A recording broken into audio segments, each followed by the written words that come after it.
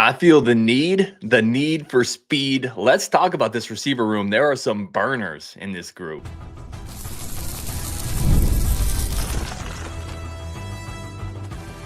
You are Locked On Badgers, your daily podcast on the Wisconsin Badgers. Part of the Locked On Podcast Network, your team every day. What is going on, Badger fans? Welcome to Locked On Badgers, your team every single day. Part of the Locked On Podcast Network. I'm your host, Ryan Herrings, joined by Rajiv. Really do appreciate everybody tuning in. Today's episode, man, we are talking biggest storylines for receivers, grading the position, superlatives, over-unders. But first, today's episode brought to you by Monarch Money. Take control of your finances with Monarch Money. Use code LOCKEDONCollege at monarchmoney.com for 50% off your first year. Rajiv, we're just going to get right into it. We're doing post-spring positional recaps, previews, thoughts on every single position. Biggest storyline for you at the receiver spot? Well, we lost a couple of key weapons, certainly a guy like Mark Camper that we were excited about. So for me, the biggest thing, there's two things that I think about when I think of this receiver room. One, is there actual depth that it can be productive? I think we feel pretty good about the top line, which I know we're going to get into a depth chart, but you obviously the Vinnie Anthonys, the Ballards, the Treches. What does that depth actually look like? Can they be productive? And the second one for me is Trech who we thought he was when he was in high school? Because we haven't really seen it yet. There is definitely this whole new offense. It looks like it's going to suit him a little bit better than the prior Phil Longo air raid stuff. But I personally am pretty bullish on his productivity this year. But I think there's a lot of Badger fans, and rightfully so, that are a little concerned about, is he really going to be the guy that we expect him to be? And I think he's kind of the key, the X factor in that goal grouping for me. So it's depth overall, can it be productive, and is Trech really the guy? Those are my two big storylines. I like it. I'm going to go with kind of where I led. I led with the Top Gun quote for a reason. I feel the need for speed. I think this is the fastest receiving room we've had since, I think you got to go back to like maybe that Lee Evans room. Because just on the surface, you have a Ballard who's probably a 4-3 guy. In fact, when I talked to Emilio's like, I think he's a 4-2 guy. Emilio had a great quote. I didn't even clip it. I'm going to put it in a short. Emilio's like, I made a mistake one time and he got by me like nothing. And I was like, I cannot make that mistake against Jayden Ballard. And then we know how fast Vinny is. Vinny averaged 17 yards a catch last year. And then you bring in Crowdus, who, by the way, I think is an interesting little pickup as a gadget guy. He's stupid fast. He might be faster than Jaden Ballard. They got 4.3 to 4.4 legitimate guys on this roster. Yeah, the speed is definitely a real thing, and it's something that I just hope we can take advantage of it this year, right? I mean, we have to, because you're right, we don't usually have that kind of speed at that position. All right, let me get to my next one here. Let's quick talk depth chart. I think most people, you tell me, I'm going to throw out what I have, and you tell me where you think I may be wrong or where you disagree or agree. I think it's Vinny on one side, Ballard on the other, Trech in the slot. Backing up those boundary guys, I think is interesting. I have Chris Brooks, and then I think it's going to be Eugene Hilton Jr. Backing up the slot, I have Tyrell Henry, and then Crowdus is kind of a gadget guy that can move around in both spots. Anything there you disagree with, agree with? I always get concerned about we've talked about Chris Brooks for a couple of years, and I don't know that I've done this before too. And I think I have said that I think Chris Brooks is in my depth chart, but I'm a little concerned about that. I definitely agree with you on Eugene Hilton. I think Crowdus is probably the other outside guy in over Chris Brooks, just because he has that speed, and there's a lot of good numbers that he had at Hawaii that are interesting. Like his average depth of target was 21.6 yards. Like that's pretty solid. I mean, he's clearly catching balls deep. And so I think he probably starts there. And let's not forget about Joseph Griffin. I think he could fit into there a little bit, but I'm officially going to go Crowdus and Hilton backing him up, and then Tyrell Henry / sort of KBJ. Think KBJ can still play a good part this year at the slot. Yeah, I hear you on Deckel, and Deckel had a massive yards per. He was all boom or bust. Like everything it seemed like he caught was 20+ yards, and then he would just go games without catching the ball. He's a little small for a boundary guy. But small guys can survive out there with speed if they can get up bumps. I just think he's a guy they're going to move around. Like this is a weapon with speed. Put him here, put him there, or he may not play at all. Like this is a guy who could absolutely not play this year and not surprise anybody. Give me your. I was thinking about this the other day, and I think I was in the Discord, man. And I know you've been busy, and I've been busy too. But I feel like I'm starting to get pessimistic on stuff, and I don't know if it's I'm staying where I'm at, and the Discord is moving too optimistic, or if I'm just slightly becoming more nervous because the last 2 off seasons, it's felt like we've won the off season, and it feels like it's trending like that way again. We're like, yeah, we won the off season again. Tell me why Jayden Ballard is going to be different than CJ Williams or Bryson Green. Physical tools that those guys just didn't have. I mean, I think there's obviously some trepidation that any fan can have because he's not a guy that really got a ton of time on the field at Ohio State. Obviously, that's one of the best top schools in the country. We don't really know if it's going to translate. We've got excited about transfers before that haven't really materialized. However, he just has speed that other guys don't have. And when a guy like that, when Ohio State wants him, there's already something that has to be that there's like, okay, he has clearly things that Ohio State liked. It's not like Ohio State didn't want to, they wanted to throw him out. Like they would have been fine if he would have stayed in the room. So I think that he simply has things that other people don't have. And we have the quarterback that I feel like right now can unlock that a little bit more. I think we're all a little bit more comfortable with Billy Edwards' ability to throw the deep ball and just to create some space and find those guys and utilize the speed because he's so mobile in the pocket. He's going to be able to take advantage of the fact that Jayden Ballard is lightning fast and maybe can generate some separation on some routes that might take a little bit longer. And I think that's why the speed is the number one thing. Like without that speed, it is kind of the same, but because we don't really know how his hands are, we don't really know how that's going to translate. But I think the physical tools are just something you can't discount. Yeah, and I think you pair that with Jeff Grimes, right? What does Grimes want to do? He wants to run the ball and then take deep shots. He wants to take deep play action shots. So what kind of prototype receiver do you want for a vertical deep play action shot? You literally want a Jayden Ballard. You want a guy who's 6'1", 6'2", and runs a 4.3. I hear you. But like CJ Williams and Bryson Green had physical tools too. They were a little different, but they were maybe a little bigger. CJ Williams is a borderline 5-star receiver. I think a big part of this too is the Longo to Grimes thing. Maybe under Longo, Ballard doesn't do a lot, and maybe under Grimes, CJ Williams or Bryson Green are more impactful. I think this shifting to this offense is going to make a lot of people look better, and a lot of those people are going to get credit when I think a lot of that credit might just be this offense makes a ton more sense. Yeah, I think that's fair. I mean, obviously, I love Bryson Green. He wasn't really a deep threat. He's not the deep threat that Ballard is, for sure. Williams had that ability, and they didn't really use him that well. And you're right. I mean, it's more of like the upside, I think, with Ballard. Like, we don't know. Like, CJ Williams didn't materialize into the guy that we thought he was going to be. He was good. I mean, he was growing, but he wasn't that like killer wideout that we thought he could be.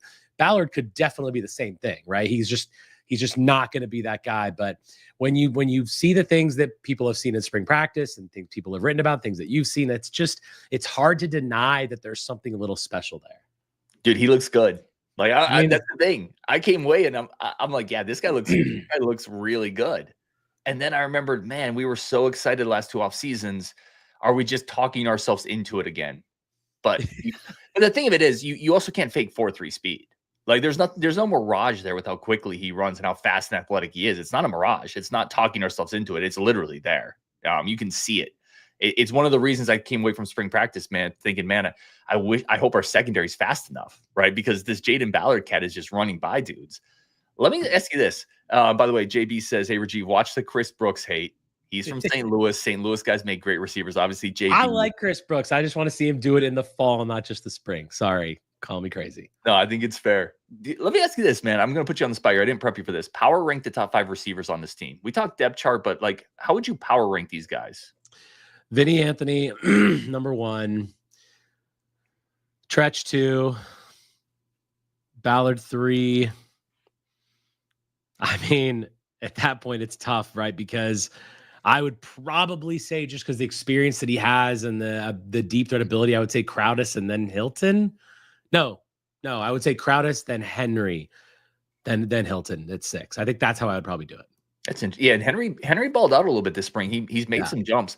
I would flip Crowdus and Brooks. I really do think, and you're dead on. Like Brooks has got to show it. Like he's had a couple springs where it's looked good, but Crowdus was at Hawaii last year, and I mean it wasn't overly productive either. I think I would flip Brooks and Crowdus. I mean, Crowdus had 400 yards. Mm-hmm. He had 25 yards per reception. He had a 21.6 depth of target. Like, I agree. I understand. But like, and I want Chris Brooks to be successful as anybody. I'm definitely not a Chris Brooks hater anyway. I like him. I've always liked him.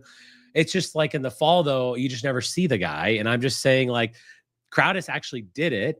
You know, he was at little bit of Kentucky, obviously not a lot there, but he produced. He got 4 touchdowns. Like, so I just feel like that experience is going to give you a little bit of an edge if we're power ranking them. Nope, incredibly fair. I can definitely see where you're coming from there. We're going to take a quick second. We're going to come back. We're going to grade this room and then talk a little bit about how good Vinnie Anthony can be on the scale of Badger greatness. We're going to do that next with Rajiv. But first, a quick second for our friends of the show over at Monarch Money. Listen, if you need a little bit of help, I've often said this, and I heard this on a podcast somewhere, so I don't want to take credit for it.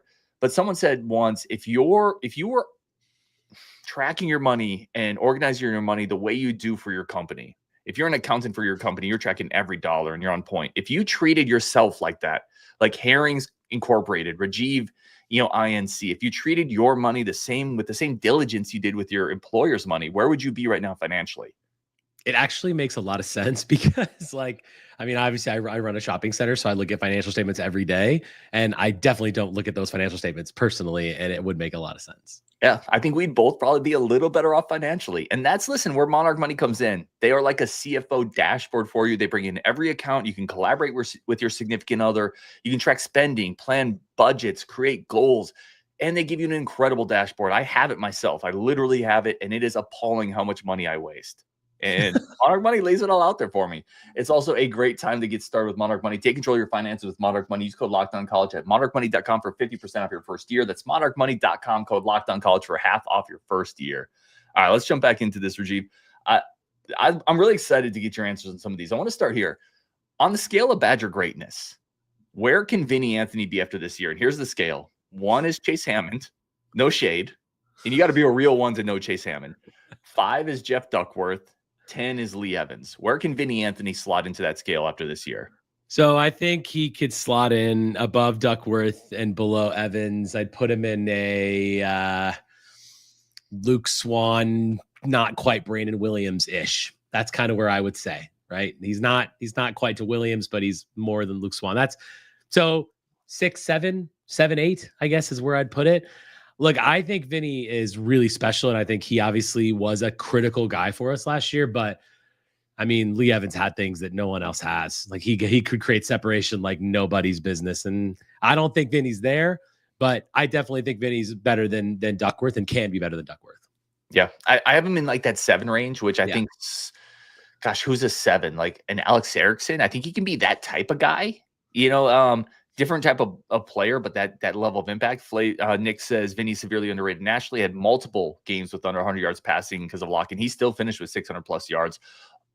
Vinny's finished with a 17.23 yards per catch.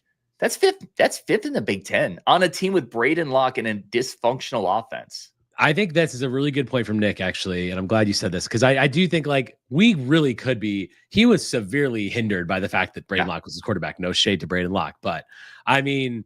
That's a very good point. Like he could be fantastic. And now with Billy Edwards throwing him the ball, and like I mentioned earlier about Billy Edwards' ability to lengthen plays and stuff, a guy with that kind of speed and frankly, just the experience that he has as our top guy, like he could really have a special season for sure. I think it's a good point by Nick. Yeah, I agree. I think we're pretty close on rating him. Let's do some superlatives. Ready? Player you're most excited to see this year out of this group. Not necessarily Eugene Hilton. Really?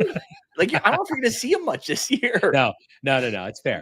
That I just wanted to say that because I'm going to have Eugene Hilton's going to be other answers for me. For me, it's Trech for sure. I really believe in Trech a lot. I've been on record many times saying that I think he could be one of the better guys that comes through here.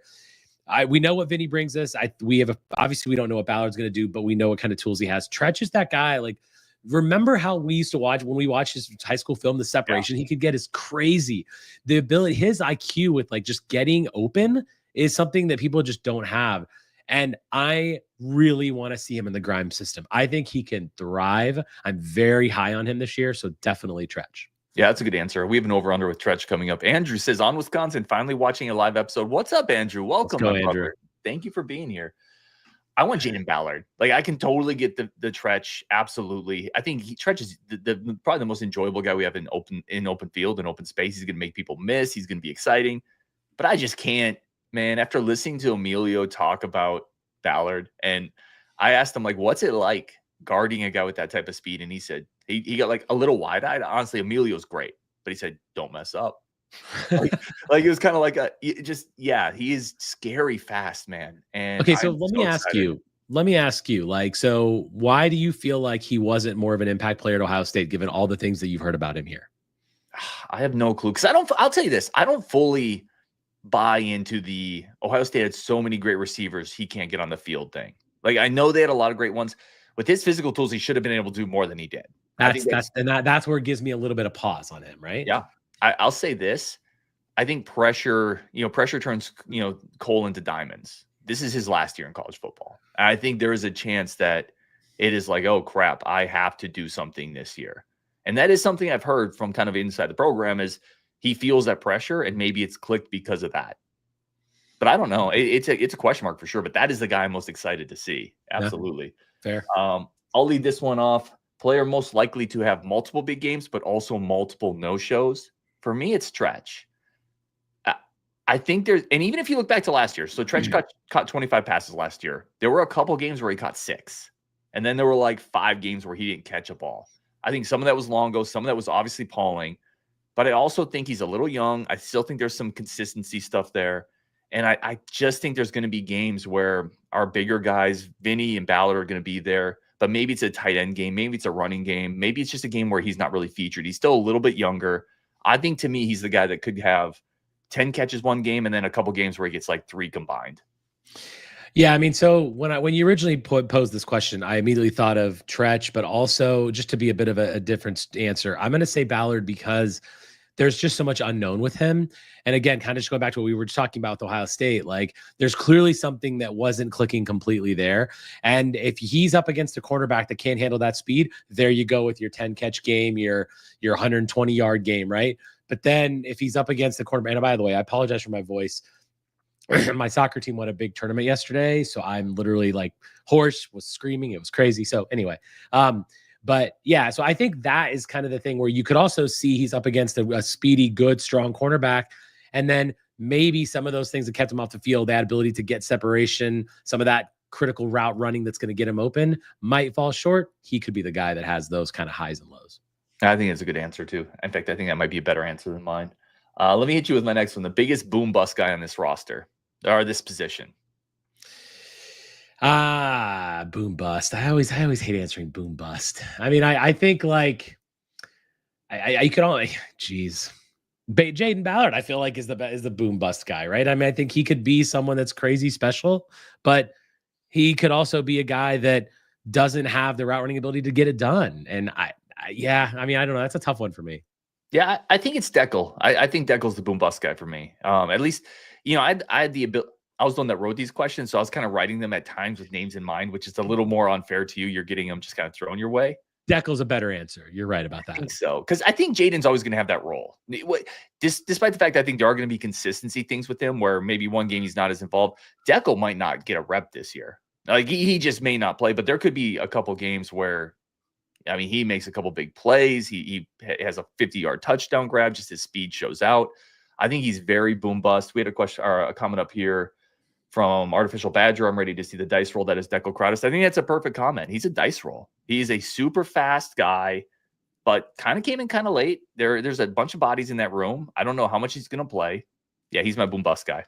Are there really a bunch of bodies though? Like I feel like we kind of need his depth a little bit. I mean, we both mentioned Eugene Hilton in our 2 deep, and he's a freshman. And you said we might not even see the field potentially. Like I think we kind of need Crowdus to be a little more than just like not play.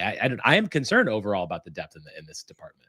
I think it's fair. I think when you look at this offense, it's an offense that's going to use a lot of 2 tight ends. It's an offense that's going to use Jackson Aker. It's not an offense I think that's going to throw as many receivers out there as Longo did or wanted to. That's fair. You certainly lost Hamper. I think that's a very fair point. Hamper was coming into play. He loses or doesn't lose. He leaves the program. I don't think it's super deep, but I think it's deep relative to the offense we're going to run. That's a good point. The offense we run, because I think the loss of Burrows is a loss too. I think there's a guy that had a little bit of production, just some depth. He's a depth piece, right? So I actually think Crowdus, that's why I put him sort of in my 2 deep a little bit. I do think he has a role on this team that's a little more than others may think. If he does, he's going to be fun to watch with all that speed, man. Yeah. You imagine him on a deep crosser or a vertical with Ballard on one. Dude, it could be a lot of fun. Imagine him running a mesh route out of the slot. Like, think about that. I mean, you know? Yeah. Now, I will say this. His film doesn't show a lot of that. So the thing with Deckel, I wonder, he may not have much of a route tree because a guy with that much speed, you would expect him to catch more balls at a place like Hawaii, right? And it feels like maybe he just is who he is, which is just a pure speed vertical burner, which is great. Like, you can always use that, but there's probably a reason he caught 25 passes and wasn't a special teams guy with that speed. I have no idea. Like, the first I heard of Deckel is when he committed to Wisconsin. So I'm not going to try to pretend like I have a detailed scouting report. For sure. I mean, I definitely looked him up after but I mean, I do think that he replaces some of that depth that we needed, and I do think he has a role. All right, ready? Your biggest concern is what? My biggest concern, honestly, is that after the big three, we don't have people that can really produce on this offense. And I'm like, so let's say we have an injury to Vinnie Anthony, God forbid, right? And then all of a sudden we have Chris Brooks out there. Is it Eugene Hilton? Like, and I love Eugene Hilton, but he's still a freshman. And I think that I do have concern about this. And I'm not saying I felt a ton better about it in the Mark Camper and Quincy Burrows time, but I definitely just felt a little bit more. I just think there's a lot of question marks behind Anthony. I mean, Trech could be a question mark. Jayden Ballard's a question mark. Eugene Hilton, Crowdus, Brooks, like there's a lot of. Vinny's pretty much the only one that's not a question mark in any way, shape, or form. That is my biggest concern. Yeah, I think it's fair. I feel better about the depth than you do. It doesn't make me right or you wrong on that. I think there's enough bodies there. Again, I think it goes back to the Grimes offense and what we're going to do. I think my biggest concern, and you tell me if I'm crazy on this, my biggest concern is I don't know if we have a dude. Like, Vinny's a dude, don't get me wrong, but when we played Penn State, what did Penn State do? Penn State just put a guy on him, man press, and said, you're not going to get off this. And Penn State kind of took him out of the game. If you go back and watch that, when we play the really good teams, can he beat man press against an elite corner at Oregon, Ohio State, Penn State, Bama, Iowa? And Ballard, I don't know if Ballard can do that either. Like, my biggest concern is we might just have a bunch of number twos. That's a very fair point, and we definitely could, which is, I guess, why I'm kind of worried about the depth, because while I agree with you, I guess, to an extent, in the sense that the top line is what it is, but how good is it, especially two of the three on that top line? And then you're right. Obviously, Vinnie Anthony, like, there's good. Yeah. I mean, kind of going back to your point about the offense, though, like, as long as that speed can pull safeties away and do their job as decoys, potentially, you still have the ability to run an effective offense with the way we're going to run the ball, with some shorter routes, a lot of tight end stuff. So I do think you might be able to get away with not having a one, if that's the case, more so in this offense than you could in the Longo offense. I think that's a fair point. You still need a one. Listen, this team's going to be really good at some point. They need a one, but I think that is a good point as well. All right, we're going to take a break here. Come back with some over-unders. I'm going to put Rajiv on the spot with Eugene Hilton. I'm going to give him an over-under 1,000 yards this year, and we're going to see where he goes on his boy. That's coming up next on Locked On Badgers. Thank you, everybody, for tuning in and being an everydayer. Really do appreciate y'all, as always. Humbled to have you here with us. Rajiv, let's do some over-unders. That's not actually the over-under in Eugene Hilton, but I'm going to give you mine right now. Over-under 8.5 catches, Hilton Jr. I mean, all day over. It's not even close. You could have doubled that. No, you could have doubled it. But yeah, listen, over 8, because first of all, we both put him in a 2 deep.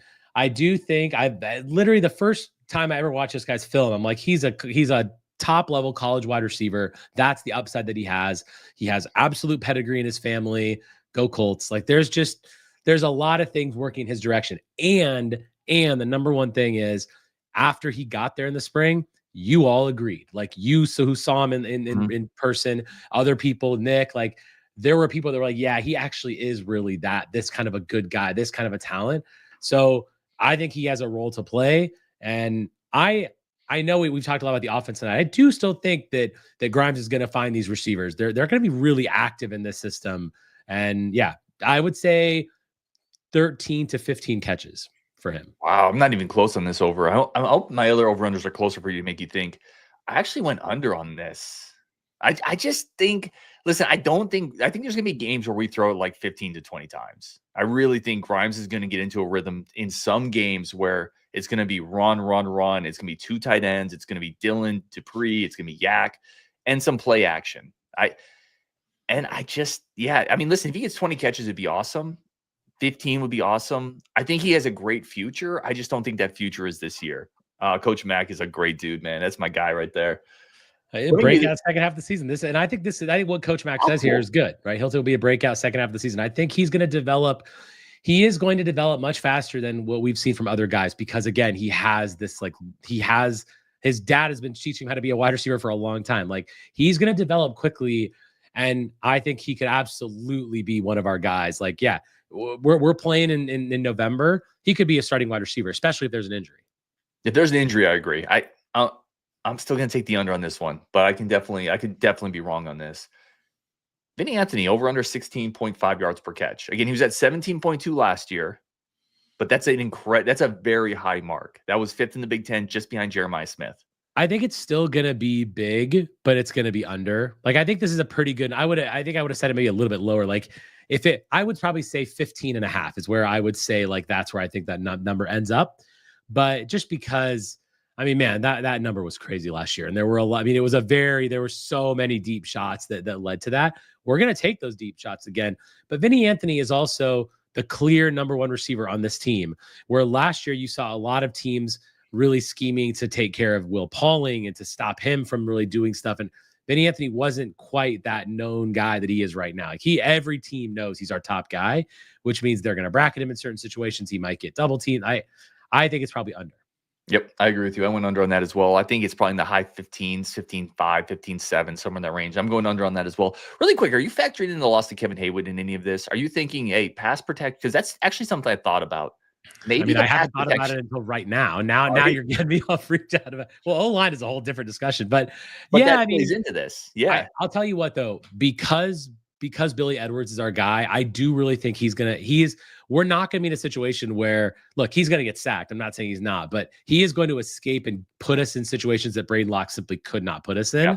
And that's the difference, where if we have competence, I mean, nothing works if the O-line doesn't work. We know that. So if the O-line works and it's just a matter of a little more pressure on Edwards, I think he can make up for that with his skill set. Yeah, he does give you mobility there. I think that's a good point. I'll take this one to start. I got Trech over under 35 catches. So he's at 25 last year. I'm going to put that up to 40 catches. That's better. That's a good number now. Okay. That's a good number. I saw your initial, I saw the eyes already lighting up like, this is easy. Let's go 40.5 catches, Trech over under. I'm actually going to take the over on this. I think there's going to be a couple games where he just has 8 to 10 catches, and then it's going to be parsed out throughout the rest of the year. I think the reason Pauling left, I mean, if you remember, Trech obviously left. He went in the portal. He came back. There's a reason he came back. And that reason wasn't, hey, we're not going to throw you the ball. So I think it's going to be over, not dramatically so, but mid 40s, somewhere in that range. I think it's close. When you had it set at 35, my answer was going to be, I think he's going to have 39 catches. It was going to be under 40. Then you moved it to 40. That's why I was like, I will technically say under because I really do think it's just shy of 40. However, what makes me want to go over is without Tanner Koziel. I think because with Tanner Koziel on the team, I don't think he gets over 40 catches.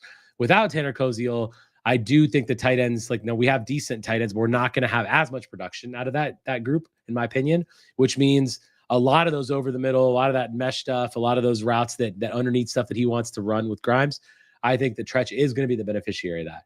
I can absolutely see a world where he goes over 40. My sort of prediction is 38, 39. So technically I'm going to say under, but I do think he can have a really good season, especially because without Koziel, he could have more. Yeah, love that. We're very close on that one. Deco Crowdus over under 1.5 40+ yard receptions this year. I mean, I feel like you just got to take the over because I think we're gonna try a lot of stuff. I mean, so he had 28 targets last year at Hawaii, 16 receptions. So not the greatest reception percentage, like how many of the targets he actually catches. So, but I think he's gonna get those targets because, as you said, he's like a 4.2, 4.3 guy. His average depth of target 21.6. That's crazy. Like, he's going to get a lot of chances. I'm saying 2. It'll happen. Yeah, I'm going over. I like there's not a ton of film actually if you search for Deco Crowdus, but the clips you see, it's almost comical. It looks like a creative player in NCAA where he's just running past everybody. I think there's going to be a couple that he just breaks. There's a missed assignment. There's a safety that underestimates his speed. Whatever it is, I'm going to go. Grimes just kind of draws something up and Yeah. confuses the defense, and all of a sudden you get a guy that's streaking down the seam and he's wide open. I mean, it's going to happen. By the way, I'm just going to tell you, I cannot wait to play as the Badgers next year in NCAA with the speed on this team. It's going to be a cheat code. I'm sorry. Like, it's going to be a cheat code. I'm going to will the game set the ratings where they should? Just give me the speed ratings correctly, and I'm gonna mess people up with this. I got two more really quick, and that dovetails perfectly with our time. We did a Vinnie Anthony on yards per catch. Vinnie Anthony over under 800 yards receiving yards. He had 672 last year. Yeah, I'm going to say under on that because I think that teams are going to just be gunning for him at this point. And you sometimes when you see that number one guy come back and he's clear number one, you'll see his production drop a little bit just because of the defense adjusting a fair amount. I think he's still going to be super productive. But as you mentioned before, we're going to run the ball a lot. How much are we really going to use those outside guys as much as it is just for spacing and kind of safety pulls and stuff like that? So I'm going to go under slightly. Coach Max says under on VA. JB says over. I'm going to say over slightly. I think there were so many issues last year. You're right, and you're dead on. They're going to key on him more, but I don't know how much you can key on him with the play action we have with Jayden Ballard on the other side. It's not like you can just put a safety on one side and say, hey, you know, the other cornerback, you're just going to run with Jayden Ballard. I just think we both let off the show by saying Vinnie Anthony in the second segment. We were like, he's like a 7. He's like that's a really good receiver. Yeah. 670 yards last year. Obviously, players continue to get better. I think he takes another jump. I've heard him talk this offseason. He looked really good in spring. Another guy that people will talk a lot about. I'm going to put him at like 820, 850. I don't think he's going to get to 1,000, but I think he's going to have a really good year this year and kind of emerge as that receiver one. I mean, so I have two things I want to bring up. One, how many it's an off topic, but it kind of relates. How many yards do you think Billy Edwards is going to end up with? Just if I set the over and under at like 2,800, where are you going? So I actually did an over under very similar to that, and that's kind of right about where I had him. I have him under 3,000, but 28, 29. He was at like what 27 last year at Maryland. Yeah. So then you're basically, I mean, 800 yards from one guy. Like that's a pretty solid chunk of that. Because there's also a world where he gets 2,500 yards. Still a good year, right? Still a good year. And then you're really looking at like a third of those going to Vinnie Anthony, where I do think it gets spread out a little bit more. And the other one I want to say is Nick. Great question from Nick. The question with Vinny is how many yards does a second leading receiver have? That's kind of an interesting dovetail into this. Let's start here. Who is the second leading receiver? Is it Trech or is it Ballard? It's Trech. It's in my opinion, it's Trech. I just think that Ballard is going to have those big games, but Trech is going to be doing it every game. And I know I just said 38, 39 catches, but 38, 39 catches can easily be like, I mean, that's 550, 600. Like that's where I feel like he could end up. Yeah, I think you have a world, and I think we're pretty close in this. I think Vinny ends up in the 800s. Trech and Ballard are both like 400-ish, somewhere in that range. And then you have a parsing to Dupree, Dillon, Ashcraft. I think that gets you around 27, 2,800. I also think there's just Vinny, I think, is just the guy. I think he's the best receiver on this team. He's the most complete guy. He catches the ball. I think the misnomer with Vinny that people look at is they look at the yards per catch. They remember the USC highlight. They remember some of those plays. He also catches everything. He goes over the middle. He gets yak. Like he's a pretty complete guy that also happens to be a vertical threat. And that's where he separates, I think, from a guy like Jayden. He separates from a guy like Deckel. So I think a team can key on him and still lose him because he can run the whole route tree. So yeah, very fair. I think he is an 800 something guy. But no, it's a really good point because I actually want to do a show where we make very specific predictions. We're going to do how many yards for Billy Edwards, and then we're going to break it out. Well, how many yards does it go to everybody? I like that. Yeah, because it's got to all equate, right? Yep, it's got to all equal up. So we're going to have a very specific show on this, which I've already been thinking about. So I love this. Last one I got for you, Jayden Ballard over under 4.5 touchdowns. That's a really, really good number. That's a really good number. I'm gonna say under because I think it's 4. I mean that's how good the number I think it is. It's really difficult with touchdowns, right? I mean, tight ends are gonna get a lot, running backs are gonna get a ton. I would look at Billy Edwards and say he could definitely have a 20 touchdown season, right? He could have, maybe it's 25, it's probably 20, 23, something like that. And yeah, I mean, there's going to be a lot of those that are going to go to the backfield. There's going to be a lot that goes to tight end. I would say under 4. Yeah, that's what I went with too. We both have 4 written down. I have just under. He could make us look dumb. Like he could have 8 touchdowns. He could have, he's got enough size to be a red zone guy. He can run by people. He could have 4 against Middle Tennessee State. I mean, who knows? Yeah, he can make us look dumb. Anyway, we're going to wrap it there. Artificial Badger says Ballard as 3rd in yards is crazy. So maybe we were underselling him. Steve Kneebone says Edwards 3,000 yards and 25 touchdowns. Well, Vinny's getting 800 if Edwards is thrown for 3,000. I'll tell you that. Over here from it, James on the Ballard. Over for Ballard. Over. It's going to be a long season. He could have that in just a few weeks. Ballard looks like a dude. Ballard over 7.5. Rajiv, we are the low ones here. I love the Ballard love. I do love this because nobody gets excited about this as me. I'm with you on this, the excitement. But I guess I'm like, you got to still answer the question, like what happened at Ohio State? There's something that wasn't quite there. You definitely said it right. The pressure, right? He could just be ready to explode in his last year in college. And the physical tools are there, but we've seen guys with physical tools that doesn't necessarily translate. I'm not trying to be negative. I'm all about Ballard. I think he's going to have a good year, but I think maybe there's a bit of overhype on him. Maybe. Yeah, I actually agree. This is where I've gone back. We're going to have to do a show on this because we're already kind of past our time, but I feel like I'm starting to become more the pessimist of the group, and I'm not that guy. I feel like we're getting too far over. We've been beaten down. I feel like we're getting too far over our skis a little bit on some of this, but maybe I'm wrong. And nothing would make me happier than this team goes out and they exceed all expectations. Ballard's a stud. Edwards is a guy. We beat Michigan. We get the rivalry games back. We hit 8 wins, go to a bowl game, go into next season with optimism. Like, yes, please. Yes. 2020, 2026 playoff. That's right. Nobody knows the depths of pain of having to do a daily podcast after 42-10 Iowa. No, like I'm telling you right now, that was bad. That was a rough day.